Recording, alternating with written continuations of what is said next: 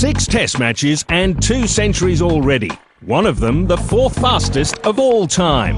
And off just 69 balls. It's massive. And what a way to reach 100. You beauty, David Warner. But it isn't Test cricket that has given David Warner as much fame as has the game's shortest format. He is a born entertainer, there's no doubt about it. He set the stadium alight. Only last October, Warner made Champions League history. It's a tremendous achievement. To score 2 back-to-back centuries, you've got to be a special cricketer. While the left-hander had become a T20 star almost overnight on the evening of 2009 at the MCG, when he struck the then second fastest T20 50 on debut, en route to a sensational 43-ball 89.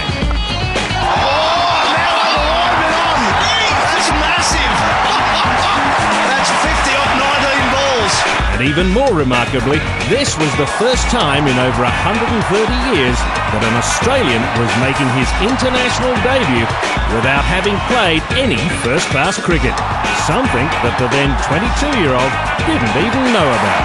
Wow! What a stroke! That's 2 in a row. He said I'm making my debut here for Australia. Where's he been?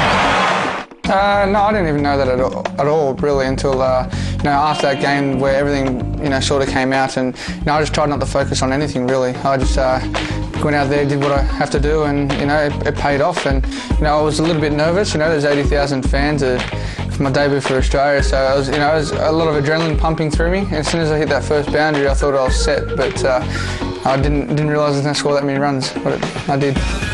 It's the 3rd Australian summer since that amazing Melbourne outing, but Warner clearly remembers the week that preceded it as if it happened just yesterday.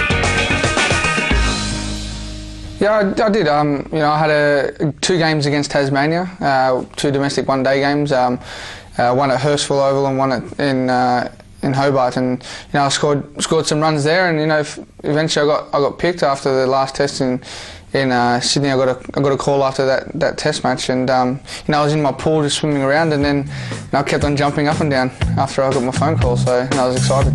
But it was always going to be a tough task, consistently backing that up with big knocks, and Warner floundered in his very next match, scoring 7 before wilting once again with 5 on ODI debut just days later.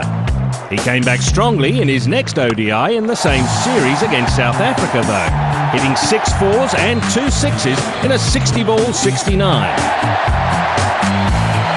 wonderful effort for the young guy under pressure, goes to 50 on 41.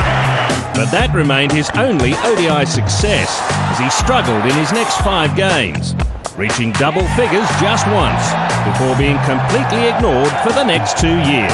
He made his comeback just last October, finally able to leave behind the not-so-happy ODI memories from his first time around. I think because it came around so fast that I was in one mode. I was just thinking I was still in 2020 mode. I didn't really adapt back to the situation where I was had to build an innings instead of going out there and a bit of hit and miss.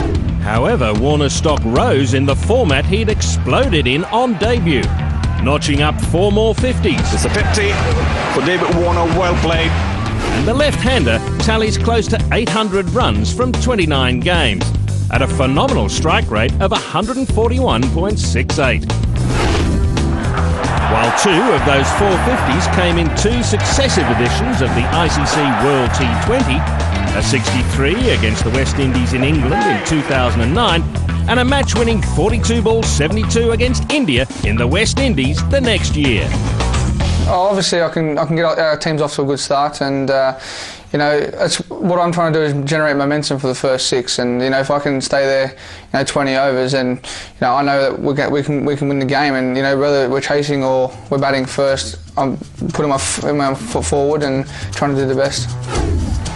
And it's not just on the international stage that Warner has excelled. In fact, the man from Sydney has provided dazzling starts for several T20 teams around the world, including his home state team of New South Wales, Durham and the IPL's Delhi Daredevils for the last 3 seasons. And his Australian and ex-IPL colleague Dirk Nannes knows exactly why he's in demand in the game's shortest format. He's excellent. He's excellent. He's a great guy to have in your side, and his confidence and the way he goes about his business when he's playing for you, you'd certainly rather have him on your side than against you, because he's a very damaging player. In fact, one of the most damaging, so it's great to have him. A well-built left-hander who loves to pull, Warner generates tremendous power from his strong forearms and uses his short 170-centimetre frame to get underneath deliveries for a massive heave in the air. And in recent times, he's rediscovered his T20 exuberance. And now, having scored close to 400 test runs at 60 plus, Warner hopes to nail the test spot permanently. Well, I'm comfortable at the moment with what I'm doing, but I want to play all three forms, and that's always been my desire, and that's what I'm going to keep aiming towards. And it all goes down to back to my season when I'm at home. I've got to keep scoring runs, and if I keep putting the runs on the board, then it gives no other option but to select me. So if I can continue that, and hopefully start the season well, and see what happens from there. Until the end of 2011, David Warner would have been a happy man, knowing that he's already provided some lasting images in the brief history of 2020 cricket. But this year, he knows he's conquered Test cricket too, in fine style.